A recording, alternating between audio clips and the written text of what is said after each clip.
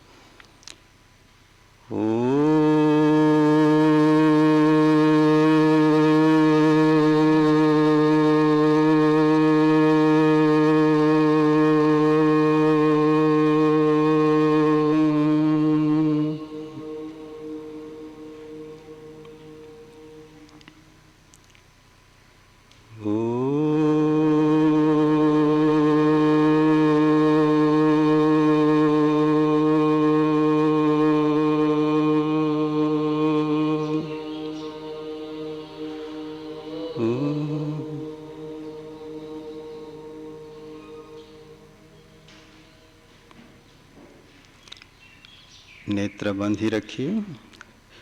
मैं एक मंत्र का उच्चारण करता हूँ, उसका श्रवण करेंगे।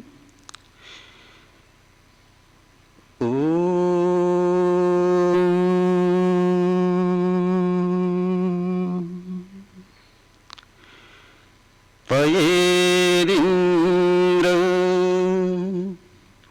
युजावयम्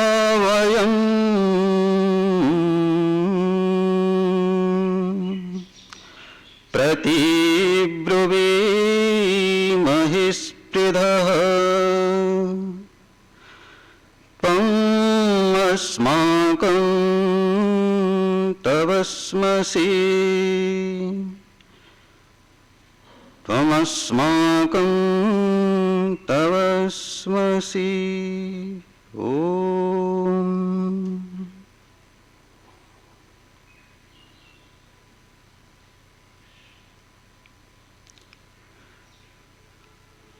आज के इस पवित्र यज्ञशाला में समुपस्थित आदर और सम्मान के योग्य धार्मिक सज्जन वृंद, वंदनीय मातृशक्ति, हमारे प्रिय साथी आचार्य नवानंद जी, प्रिय ब्रह्मचारीगण,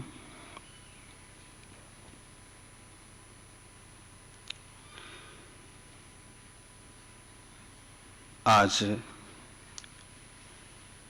आप सभी के समक्ष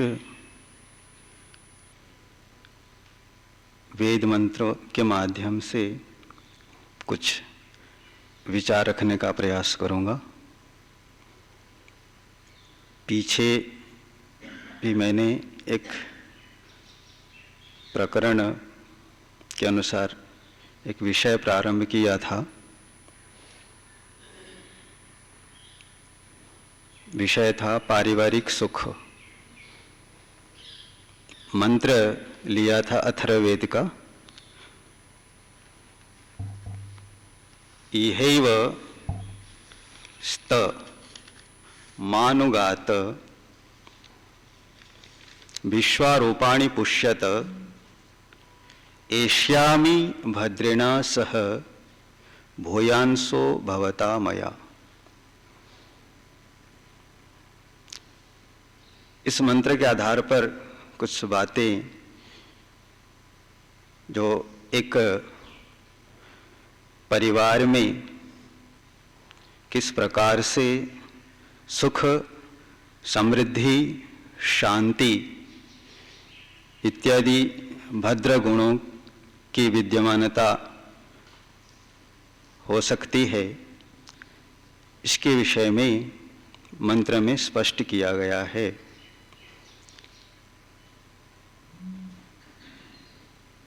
उसमें एक गृहस्थ का एक स्वरूप बतलाया इस सूक्त में, इस प्रकरण में, कि घर में क्या क्या वस्तुएं होने से हमें शांति मिल सकती है, हम जो चाहते हैं इस संसार में अच्छे प्रकार से जीने के लिए सब हमें उपलब्ध हो सकती है। और उसमें जो मुख्य हमारा अभिष्ट होता है, चाहे कितने भी अच्छी वस्तुएं हमारे पास उपलब्ध क्यों ना हो,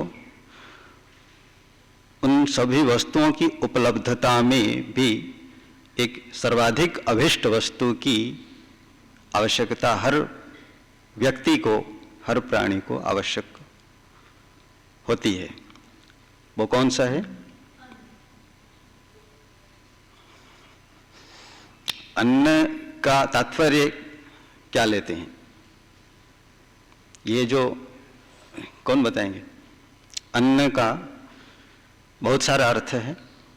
तो अन्न से यदि हम भौतिक अन्न लेते हैं, जो जिससे प्राणी का जीवन निर्वाह होता है, जो ग्रहण करने योग्य है, उसको लेते हैं। आपका क्या मतलब विचार है कि सर्वाधिक अभिष्ट वस्तु, अभिष्ट चीज क्या है प्रत्येक मनुष्य के लिए? वस्तुएं बहुत सारी हैं, घर है, मकान है, कालीन है, बिस्तर है, वस्त्र है, आज प्लेन है, जो भी जो संसाधन है वो सारे अभिष्ट होते हैं, हो सकते हैं। लेकिन सर्वाधिक अभिष्ट जो है क्या है? प्राणवायु है, वो कारण है, लेकिन व्यवहार में, कार्य रूप में प्राणवायु के होने से ही, प्राणवायु तो सभी प्राणियों के पास है, उससे हमारे जीवन चलता है। ठीक है, प्राण का जीवन के साथ सीधा संबंध है। पर प्राण के होते हुए भी हम सुखी दुखी होते ही नहीं होते। तो अभिष्ट क्या चीज हुई? सुख, सीधी सी बात है, सभी जानते हैं, सभी प्राणी को चाहिए। ठीक है, और वो सुख भी क्षणिक या स्थायी? स्थायी सुख चाहिए। ठीक है, नित्य सुख चाहिए। अनित्य सुख किसी को भी चाहिए या नहीं चाहिए? लेकिन हमारी प्रवृत्ति क्या कहती है? हम किस सुख के पीछे प्रवृत्त हो रहे हैं? जबकि हमें पता है रोज, प्रतिदिन हमें चाहिए, प्रत्येक मुहूर्त चाहिए, नित्य सुख चाहिए हमें। परंतु जो हमारी प्रवृत्ति है वो अनित्य सुखों के पीछे ही होती है। वो अनित्य सुख कहाँ है? हमारे अंदर है, बाहर है? हमारे अंदर ही है ना। जो शरीर है हमारा, शरीर के कारण हमें सुख होता है, तो शरीर के प्रति हमारा अभिमान होता है। मेरा शरीर, मेरा रूप, रूप के प्रति अभिमान होता है, बल के प्रति अभिमान होता है, उससे हमको सुख मिलता है। सुखाभिमान कहते हैं, बलाभिमान कहते हैं, रूप अभिमान कहते हैं। ठीक है, किसी किसी के पास रूप नहीं है, बल नहीं है, तो दुखी रहता है। सामने वाला अधिक बलिष्ठ है तो कैसा लगेगा कि मेरा भी ऐसा होना चाहिए था। तो ये जो सुख है और नित्य सुख है, उसको हम सभी चाहते हैं। लेकिन एक घर के अंदर जहां से हमारी यात्रा प्रारंभ होती है सुख प्राप्ति की, नित्य सुख प्राप्ति की यात्रा प्रारंभ होती है, कहां से? रास्ते से या घर से? घर से होती है। अब मैं पूछना चाहूंगा कि आपका घर कौन सा है? जहां बैठे हैं शरीर है, तो सही उत्तर क्या है? तो जहां व्यक्ति या जहां जीव सर्वाधिक काल निवास करता है वो उसका घर कहलाता है। यात्राओं में हम निकलते हैं तो हमें यह पता रहता है कि ये मेरी यात्रा चल रही है, ये मेरी रहने की ठिकाना नहीं है, तो यात्रा है, पड़ाव है, ठहराव है। लेकिन जो घर होता है उसमें सर्वाधिक हमें लोक में शांति मिलती है, आश्वस्त होते हैं। तो आध्यात्मिक दृष्टि से जो सर्वाधिक रहने का स्थान है वो है मुक्ति, मोक्ष। कितने काल रहते हैं? 31 नील, 10 खरब 40 अरब वर्ष तक हम एक जगह, एक परिस्थिति में, एक व्यवस्था में रहते हैं और वो ईश्वर की व्यवस्था होती है। तो वो हमारा घर है और यात्रा वहीं से प्रारंभ होती है और समाप्ति भी जब तक हमारा वो मोक्ष की स्थिति नहीं बन जाती, मोक्ष को प्राप्त नहीं हो जाते हैं, तब तक वो यात्रा चलती रहती है। उस लक्ष्य की सिद्धि के लिए, उस लक्ष्य की प्राप्ति के लिए ही ये सारा प्रपंच है। हमारा उठना, बैठना, बोलना, लिखना, यज्ञ करना, परोपकार करना, सेवा करना, सब का सब प्रपंच उस अवस्था की उपलब्धि के लिए, उस मोक्ष अवस्था की उपलब्धि के लिए है। तो उसके लिए हम मनुष्यों के लिए परमपिता परमात्मा ने ये वेद ज्ञान दिया है और इस वेद ज्ञान के माध्यम से हमें बतलाता रहता है, बताया है कि किस प्रकार से तुम्हारी यह यात्रा आसान हो सकती है, सरल हो सकती है, तुम अपने वास्तविक घर को पहुंच सकते हो। तो उसमें 2 प्रकार का जीवन की परिकल्पना की गई है शास्त्रों में, एक व्यक्तिगत और एक सामाजिक। तो जो सामाजिक जीवन है उसके 4 विभाग हैं। कौन कौन से? सामाजिक जीवन के लिए 4 विभाग शास्त्र, ईश्वर ने शास्त्र में बतलाया। जो वर्ण व्यवस्था है, ठीक है, वो भी सामाजिक जीवन है और जो आश्रम व्यवस्था है वो व्यक्तिगत जीवन है। ठीक है, इन 2 व्यवस्थाओं को ठीक ठीक जब हम समझते हैं तो उसके अनुसार चलते हैं तो हमारी यात्रा सुगम हो जाती है। तो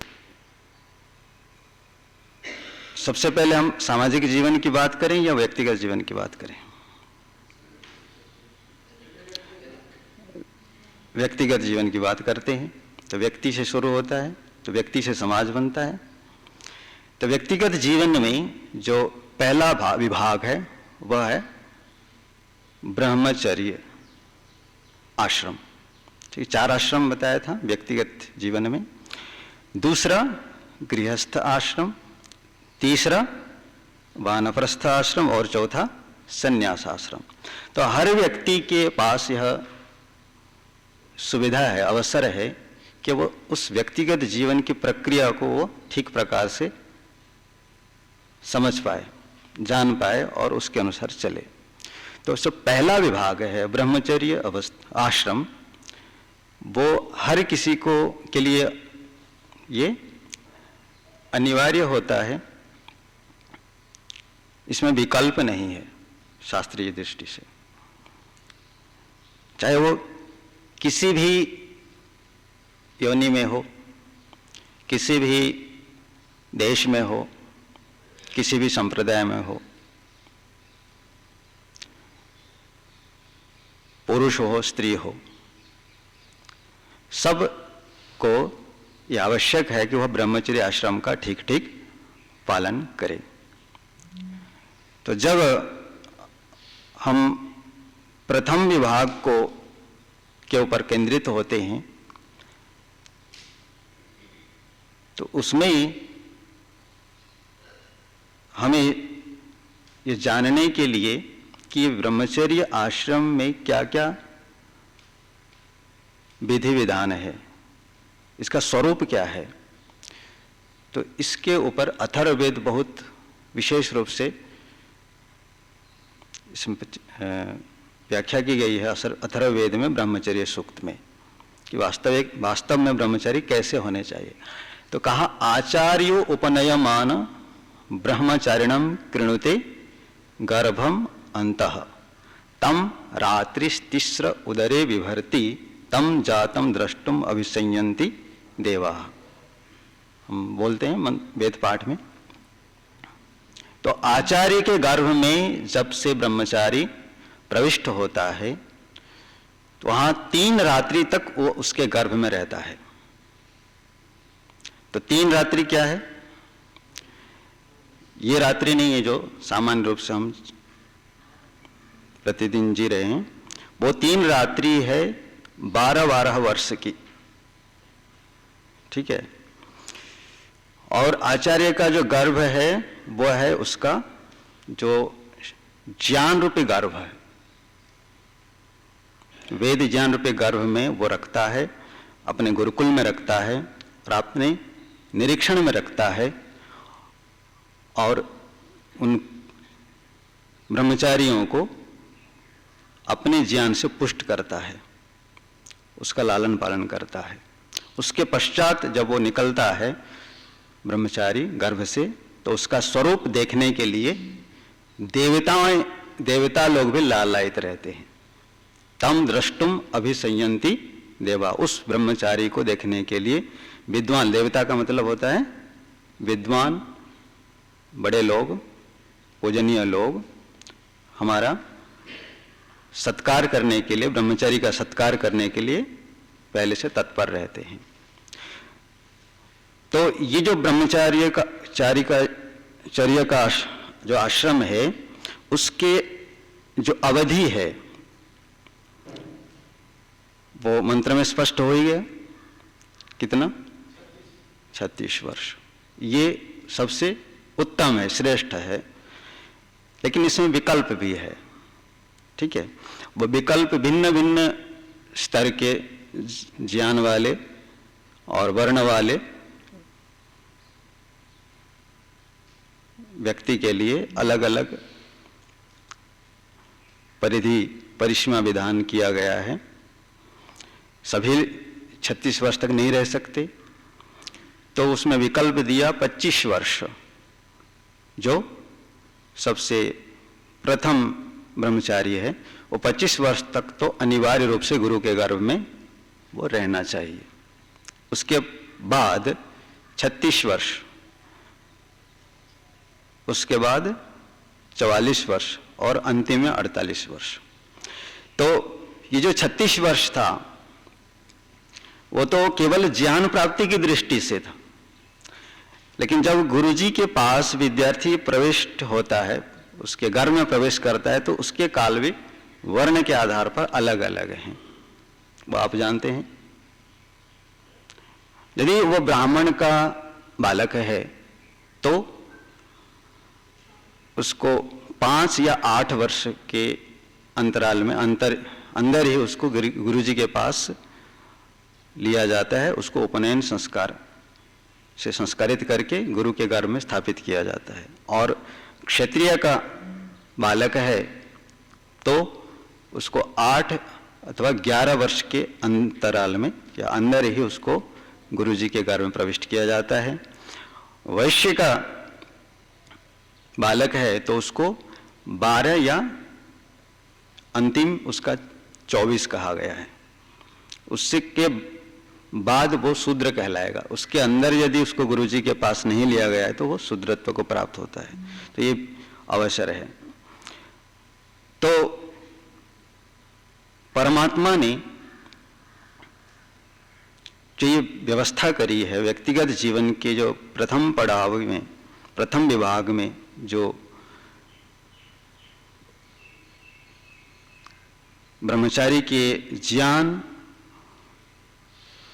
और अनुभव को पुष्ट करने के लिए जो अवसर दिया है गुरुजी,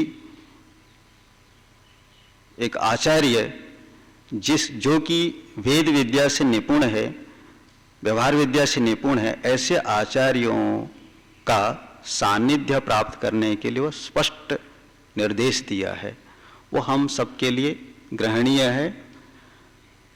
और जो लोग समाज के अंदर इस विधि का परिपालन नहीं करते हैं, ब्रह्मचर्य आश्रम में रहते, ब्रह्मचर्य अवस्था में रहते हुए अर्थात 25 वर्ष तक के बीच में वो गुरुजी का आश्रय नहीं लेते और भिन्न उद्देश्य में चले जाते हैं, भिन्न व्यापार में, अन्य खेल कूद में चले जाते हैं, तो उनका जीवन विकसित नहीं हो सकता। वो अपने लक्ष्य से बहुत दूर चले जाते हैं। तो इसलिए ये जो व्यवस्था है व्यक्तिगत जीवन की, ब्रह्मचर्य अवस्था का पूरा हमें लाभ उठाना चाहिए। वेद मंत्र हमें ये निर्देश करते हैं। दूसरा जो विभाग है वो गृहस्थ का है, और गृहस्थ भी इतना महत्वपूर्ण है जिसके विषय में न जानने के कारण व्यक्ति जीवन के वास्तविक उद्देश्य की प्राप्ति से वंचित रहता है। जो कि मैंने कहा कि नित्य सुख की प्राप्ति एक गृहस्थी भी कर सकता है, उपनिषदों में भरा पड़ा है। बहुत से अच्छे उत्तम गृहस्थी हुए हैं जो साधु सन्यासियों के समान उनके सानिध्य को प्राप्त करके वो एक ही जीवन के अंदर मुक्ति को प्राप्त हुए हैं। ऐसा शास्त्रों से हमें मिलता है। तो लेकिन वहां ध्यान देने की बात यह है कि एक गृहस्थ को कैसे रहना चाहिए। तो बतलाया है शास्त्र में कि गृहस्थ में जाने के लिए जो योग्यता है वो है कम से कम एक वेद तो पढ़ा हुआ होना चाहिए, और सबसे बढ़िया जो गृहस्थ हो सकता है उसके लिए चारों वेदों का विद्वान होना चाहिए। और आज हम देखते हैं कि वेद की बात तो बहुत दूर की है, वैदिक शास्त्र भी नहीं पढ़े हुए होते हैं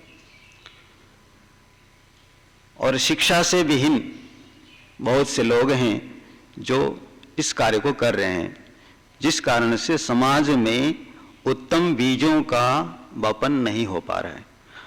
तो जब उत्तम बीज नहीं आएंगे, उत्तम संतान नहीं होंगे, तो राष्ट्र का स्वरूप क्या होगा?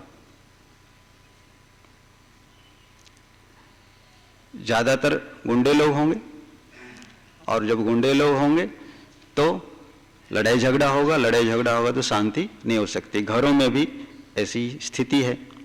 तो मंत्र में गृहस्थ के जो वास्तविक स्वरूप है उसके विषय में चर्चा की। पीछे मैंने जो मंत्र लिया था अथर्ववेद का 62वां सूक्त 7वां कांड और 7वां मंत्र लिया था। तो उसमें गृह स्वामी को क्या करना चाहिए उसको बतलाया था। तो उसमें गृहस्थ के अच्छे स्वरूप में कुछ चीजों की चर्चा की थी, जिसमें अन्न, धन और सुबुद्धि, चित्त की प्रसन्नता, स्नेह भरी आंखें, परस्पर का सत्कार और गौ आदि पशु और अन्न के विविध रस, और अंतिम में कहा प्रिय सत्य वाणी, ये होने चाहिए। याद रहा, ये चीजें घर में होनी चाहिए, पर्याप्त मात्रा में होने चाहिए। और इसके लिए प्रत्येक गृहस्थ को बहुत ही पुरुषार्थ करना चाहिए। और उसके अंदर जब वो ज्ञान से युक्त रहता है, आचार्य से जब वो विदाई लेता है गृहस्थ में जाने के लिए, तो आचार्य उसको उपदेश करते हैं कि घर में कैसे रहना चाहिए। उपनिषद में आया है, मातृ देवो भव, पितृ देवो भव, आचार्य देवो भव। और स्वाध्यायात मां प्रमदितव्यम, ठीक है, यज्ञ नित्य करते रहना चाहिए। ऐसे बहुत सारे उपदेश है, जब आप पढ़ेंगे तो पता चलेगा।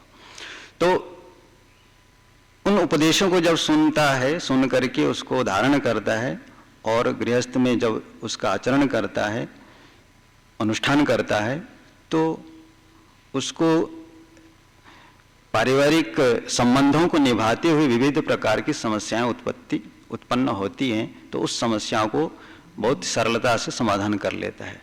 और जो लोग इस ज्ञान विज्ञान से रहित हैं, उन परिवारों में, उन व्यक्तियों में ये समस्याएं बनी रहती है, वो दुखी रहते हैं और समस्याओं का समाधान न कर पा करके अकाल मृत्यु को भी प्राप्त होते हैं। जिस प्रकार से आज हम देख रहे हैं, हमारी आयु कितनी होनी चाहिए, 100 से भी ज़्यादा होनी चाहिए, लेकिन आज हम जल्दी चले जा रहे हैं। और कोरोना ने तो बहुतों को वो छुट्टी दे दी ना। तो ये जो गृहस्थ का स्वरूप है, इसमें 6 स्वरूप बतलाया अभी। तो पहले स्वरूप को बतलाते हुए एक मंत्र उपस्थापित किया, ऊर्जम बिभ्रत वसुवनि सुमेधा अघोरेण चक्षुषा मित्रियेण गृहानेमि सुमना वंदमानो रमध्वम मां बिभीतमत। एक गृहस्थ का स्वामी गृहस्थ के एक बढ़िया स्वरूप देने के लिए उसका विचार कैसे होने चाहिए बताया जा रहा है। तो कहा ऊर्जम, ऊर्जम, ऊर्जा कहते हैं बल को। भाष्यकार लिखते हैं बल शक्ति व प्राण शक्ति के देने वाले अन्न को ऊर्जम कहते हैं। उसको विभ्रत धारण करता हुआ वसुवनि धन संपत्ति को सम्यक बांटने वाला, सुमेधा उत्तम बुद्धि वाला, और एक विशेषण और आया सुमना प्रसन्न मन वाला। ये गृहस्थ के स्वामी की विशेषता बतले जा रही है, ऐसा होना चाहिए।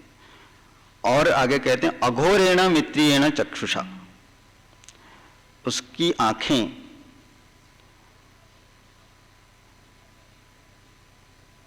गुस्से से रहित और स्नेह भरी होने चाहिए। गुस्से से रहित, क्रोध से रहित और प्रेम भरी होनी चाहिए। ऐसे मैं गृहस्वामी, एक गृहस्वामी कह रहा है, मैं ऐसा स्वभाव वाला हूं। और बंधमानः यथोचित विधि से छोटे और बड़ों का सत्कार तथा मान करता हुआ मैं गृहान, घरों को, गृहवासियों को, यहाँ गृहान का अर्थ जड़ जो वस्तु है, गृह खाली मकान नहीं है, अपितु गृहान का मतलब घर में रहने वाले सदस्य, चेतन, पुत्र पुत्री, भाई, माता पिता जो भी हैं, उनको एमी प्राप्त होता हूं। तो उससे क्या होगा? तो कहा रमध्वम। तो हे गृहवासियों, तो मैं आप लोगों को इस स्वरूप में प्राप्त होता हूं इसलिए कि तुम मेरे साथ आनंद और प्रसन्न रहो। ठीक है, जब हम एक आदर्श गृहस्वामी को प्राप्त होते हैं तो हमारे मन के अंदर प्रसन्नता होती है और हम उस गृहस्वामी से डरते नहीं हैं। इसलिए मंत्र भी कहते हैं कि गृहस्वामी से कभी भी डरना नहीं चाहिए। अगर पुत्र है, पुत्री है, और भी पत्नी है, बच्चे, साथी, भाई है, तो घर का जब स्वामी क्रोध से युक्त होता है अथवा उसका स्वभाव कुछ भिन्न होता है, तो सबको डर लगता है। तो मंत्र कहते हैं कि गृहस्थ स्वामी तो ऐसा होना चाहिए, और ऐसे गृहस्थ स्वामी को कोई भी किसी भी स्थिति में कोई भी सदस्य नहीं डरना चाहिए। मत अर्थात मुझसे मां विभीता न डरो। तो एक स्वरूप यहाँ चित्रण किया है, पहला स्वरूप है, 6 स्वरूप बतलाए गए हैं जिससे कि परिवार के अंदर बहुत सुख और समृद्धि उत्पन्न हो सकती है। और जब सुख होगा, समृद्धि होगी, तो व्यक्ति शांति से क्या कर सकता है, ध्यान भजन कर सकता है, ईश्वर को प्राप्त कर सकता है। और जैसे देवासुर संग्राम चल रहे हो तो वहाँ क्या ध्यान भजन होगा। तो ये केवल गृहस्थ या एक घर की बात मैंने नहीं की, यहाँ पर थोड़ा व्यापकता में लेंगे, चाहे वो आश्रम हो, चाहे कोई संगठन हो, चाहे परिवार हो, चाहे कोई भी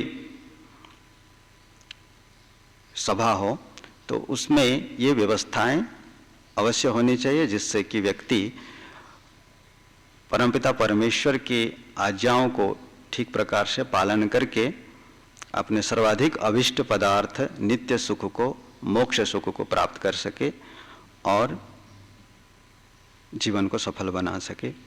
तो परमात्मा की इन आदेशों को, आज्ञाओं को पालन करते हुए हम भी अपने जीवन को सफल करें। इन्हीं शुभकामनाओं के साथ वाणी को विराम देता हूँ। ओम शम।